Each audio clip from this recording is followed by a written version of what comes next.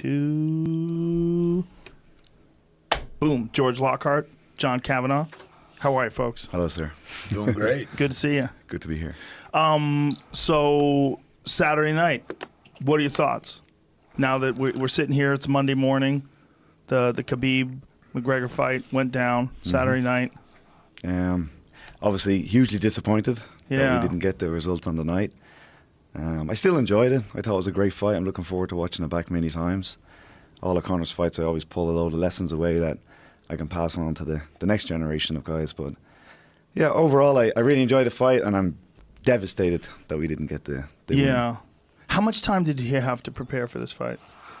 I mean, he's always in the gym. He's always knocking about. But I guess it was official about 10 weeks out. But even since the Eddie fight, I kind of knew, or at least I thought, his next MMA fight would be Khabib. It just kind of made sense. If it wasn't going to be the Diaz, but then as time went on, that seemed less and less likely. And Khabib obviously was doing great, kept on winning. So there was a path that was going to collide. Was there anything that was surprising in the fight? The right hand in the second round was a cracker. It was beautiful, overhand right. I mean, it's a staple of wrestlers, overhand right and close, but he doesn't generally do that. He's more jab and then close, but that was a great shot. The style of takedowns, everything was kind of what we expected, and we'd spent a lot of time in preparing for that. I kind of expected round one for sure going to get a takedown. So the goal of round one was to get out of it still having energy. We didn't want to put a huge amount of effort into trying to get back up in round one.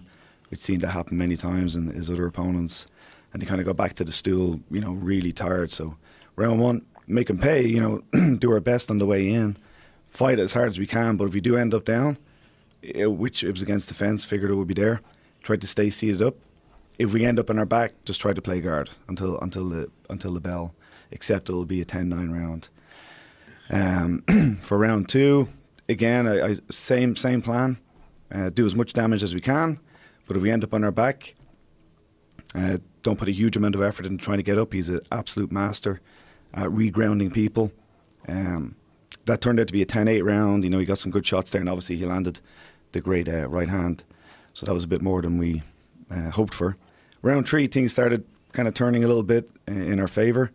He did a lot better at keeping it in the middle, defending the takedowns. So the plan was to slow him down a little and watch him slow down a little bit in the third, fourth, and fifth? Yeah, exactly, yeah. So I think at the beginning the consensus was Conor knocks him out in the first, or Khabib, takes over from 2 on.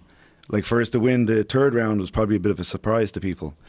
But, the Alaquinta fight, if you look at that, from round 3 on, he wasn't able to hit any takedowns. So hoped that would be how it would go in round 3. We could defend the takedowns a lot easier and start landing air shots. And that did happen for round 3. Not as well as we planned, not as well as we hoped. And then round 4, we hit another great takedown. Made a mistake giving up the overhook, exposed our back, and that was all she wrote.